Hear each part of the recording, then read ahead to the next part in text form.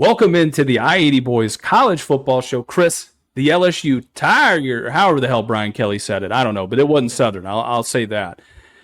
Chris, how many wins and how many losses for this team this year? Look, I'm gonna start off with this. I like LSU this year, kind of like I like A&M. I know you're smiling over there. Our record may be different finally on a team, but look, I got them going 10-2 under Brian Kelly. Can you believe it? Here's my losses at Ole Miss.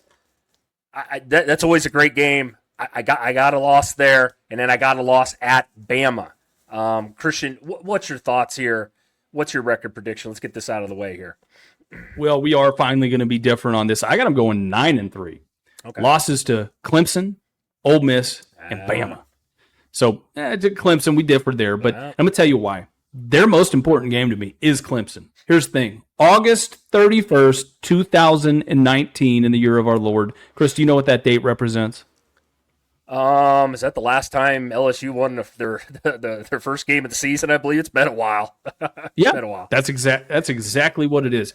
Brian Kelly, look, he needs to most likely make the playoffs this year, or else I got a feeling his time in Baton Rouge is going to be a lot shorter than many people expected. I don't think that's that controversial thing to say. There's certain programs in the country where, hey, we expect to be nationally relevant, and going to the Who Gives a Shit Bowl in December, nobody wants to see that. So gotta have it this year. Brian Kelly is 1-6 in top 25 games on the road in the last 2 years, Chris. 1-6. Interestingly, all the teams that I picked and both the teams you picked were on the road. So we got to see it. Chris, most important game, just real quick, what do you think? Yeah, I want to add, something's going to give in this Clemson game, though. Clemson hasn't beat an SEC school in quite a while. I think they're like 0-4 maybe, or 0-5 or something like that in their last five. So I'm telling you, something's given in that game. I know it's a bold take. I get it. I honestly think a lot of people, Clemson's going to be favored in that game for sure. But I like LSU there. I don't think that's their most important game, even though that is a huge game. There's no doubt about that.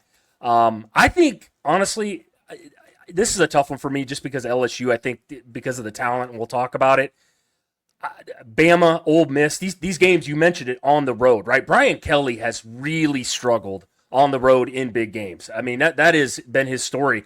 You go back to his time at Cincinnati, his time at Notre Dame, the guy hasn't won the big one yet. I mean, the guy averages 10 wins a season, but hasn't been able to beat really anybody in a super important game, right? I mean, it's just been kind of the story there.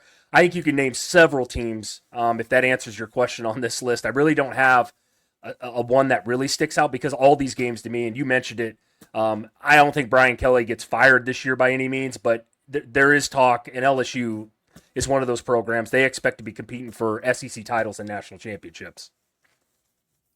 No, absolutely agree. Looking at some of their key losses, we'll kind of go through this list kind of quick here. Running back Josh Williams, wide receiver Kyron Lacey, by the way, RIP. You know, our heart goes out to that kid. So we just wish the best for him and his family. Offensive lineman Will Campbell, tight end Mason Taylor, defensive ends Braden Swinson and Savion Jones, Zy Alexander, Sage Ryan, and Major Burns. Some of their key additions, Nick Anderson, OU transfer, was hurt last year, but in 2023 had some good years, right? Put up 10 touchdowns in his last season where he was actually healthy, so good. Barian Brown managed 400 yards and 4 touchdowns last year at Kentucky. Their offense was pretty anemic. He was one of the bright spots in that offense.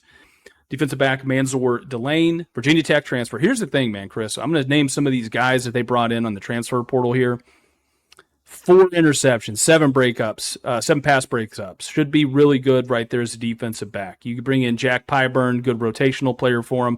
Patrick Payton, right? The FSU transfer, should be one of the best edge rushers in this year's class. Getting back to that secondary. A.J. Halsey, 5 picks, 8 pass breakups. Guy is a stud that they brought in there. Tamarcus Cooley, NC State transfer, who had 3 picks and 6 pass breakups there. Pretty damn good, if you ask me. So, getting back to some of their top returning players, tell me a little bit about this offense here, Chris. Look, I've said it, and I'll say it again. I love Garrett Nussmeier. I think he's the best quarterback in the country this year. I like him a lot. You could throw Cade Klubnik in there, Drew Aller of Penn State. This first game, by the way, again, I can't this Clemson game is going to be awesome. You got two veteran quarterbacks there. I'm with you. I'm banking on LSU hitting the portal hard this year and these guys working out, right? These mercenaries, if you will, if you want to call them that. They picked up 18 players. I mean, they went hard in the portal this year. We'll see if it pays off, obviously, but I like the Patrick Payton pickup from FSU. You mentioned it. I think he's a top 15 draft pick, honestly, if he has the season that he can. Look, I like LSU. I'm sure you'll talk about him here a little bit more. But Garrett Nussmeier and the wide, this is another thing too. This is maybe the first year I can't name an elite receiver for LSU. You know what I mean? They've pumped out crazy great wide receivers over the year. It'll be kind of interesting to see who steps up in that room this season.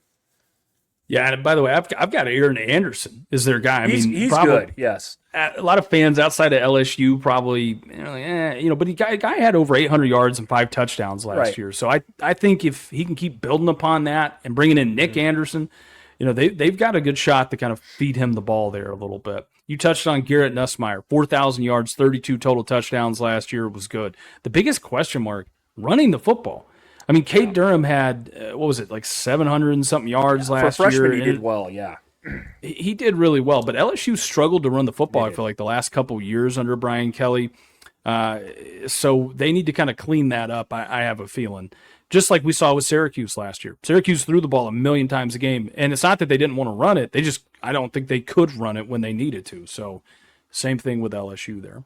Defensively, guys they bring back, linebacker Whit Weeks, 120 total tackles last year and 3.5 sacks. Guy's going to be, this LSU team, Chris, loaded with talent. Linebacker Harold Perkins, one of the best defenders in his class, 5-star edge rusher. He came out, had a phenomenal freshman year last year, switched positions, tore his ACL a few games into the season. But even when he played, he just didn't look like he was the same player. They asked Brian Kelly at SEC Media Days, what position is he going to play? And he just said, well, we're going to probably move him around and throw him all over the field next year. You might see him in a more traditional linebacker spot, edge rusher, defensive end. You might see him even playing like a little bit of the nickel there, whatever. You're going to see him playing all over the field next year, and I think that's good for him. Last but not least on this defensive side of the ball, they bring back cornerback Ashton Stamps, who had 12 pass breakups. Going to be the next great defensive back there at LSU. What's some of your last thoughts here, Chris, on the LSU Tigers? Just kind of some interesting stats here, and you touched on it, Christian. When LSU scored 24 or more points last year, they were 9-0. When they didn't, they were 0-4. I expect them to put up some points this year with Nussmeier being back. And my only knock, and I know this, I'm not trying to take shots here, got to just not turn the ball over. You know what I mean? He had some games last year where he turned the ball over a little bit too much. If he can get that under control, he'll be great. As far as me going, it's the defense, right? This defense, 2 years ago, remember how bad this defense, the Jane Daniels year? Jesus, I mean, they had probably the best offense in the country that year, bar none. They finished 108th in total defense that year. Last year, they jumped up to 61st. I think if they can take another step forward, whether that's top 40, top 30, I think you're going to see LSU probably competing for an SEC title this year. That's kind of where I'm at with that. If that defense can improve, you obviously touched on the key additions. And boy, I love myself some Harold Perkins. He needed to let that kid loose, dude. He is unbelievable.